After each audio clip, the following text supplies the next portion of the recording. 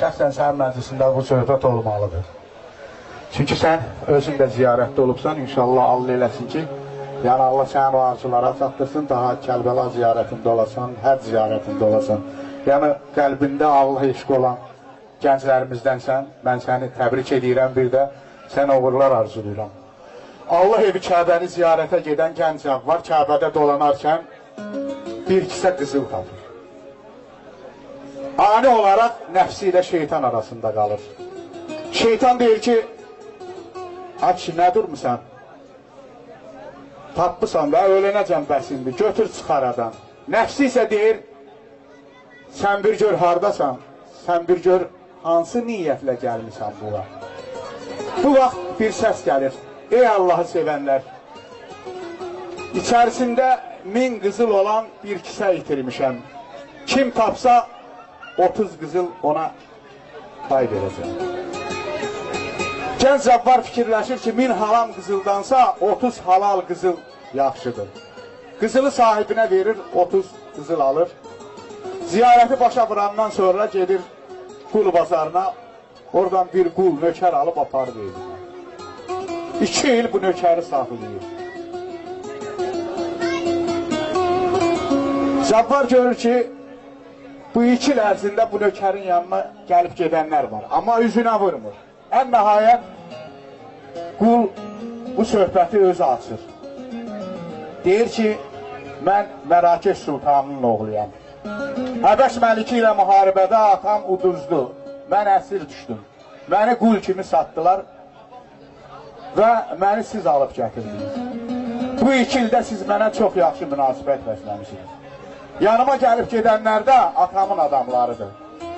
Atam sizin yanınıza öz adamlarını göndərəcək məni almaq üçün. Atamdan çox pul istəyin, 50.000 qızıl istəyərsiniz. Belə də olur, 50.000 qızıl alır, qulu verir və məmləkətdə ən varlı tacirlərdən biri olur. Bir müddətdən sonra evlənmək qərarına gəlir, başqa məmləkətdən bir evlənir və gəlin gətirir. Gəlin özü ilə bərabər çoxlu xırda-xırda kisələr gətirmişdir. Kisələrin hamısının üstündə yazılar var idi. Təkcə birinin üstündə 970 yazılmışdı, qalan hamısının üstündə 1000 yazılmışdı. Tacir gəlindən soruşur ki, bunlar nədir? Deyir ki, onların atamın yeganə varisi mənəm. Hamısı qızıldır, atam mənə veribdir. Onların hamısının içində 1000 qızıl var, təkcə bunun içində 970 qızıl var. O da atam həd ziyarətində olanda o kisəni itirib, ondan 30 qızıl onu tapan gənc Cabbara veribdir. Tacirin gözləri yaşarır, gənc tacirin və deyir, ey halala bərəkət verən Allah, haramdan qaçanları qoruyan Allahım, şükürlər olsun sənə deyib səcdiyə gəlir.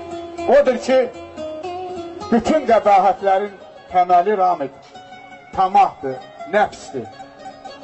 Deyir, istəsən dünyaya həvəsin gəlsin, istəsən içindən öz səsin gəlsin, istəsən rəğbəti hər kəsin gəlsin, ən qanlı qovğanı nəfsindən başla, içində şeytan var, şeytanı daşla.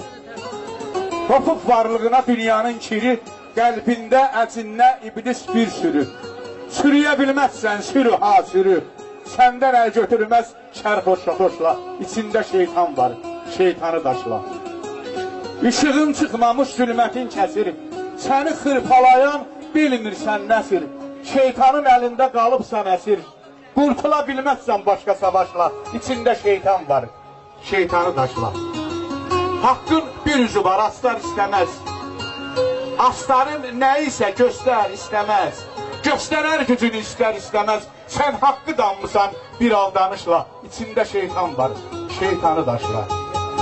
Bir dağı aşırar halal bir roxma, halaldan kəs, elə cəbirinə baxma, çöldə daşladığın şeytandan qorxma, dağları titrədən bir haykırışla, içində qıvrılan şeytanı daşla.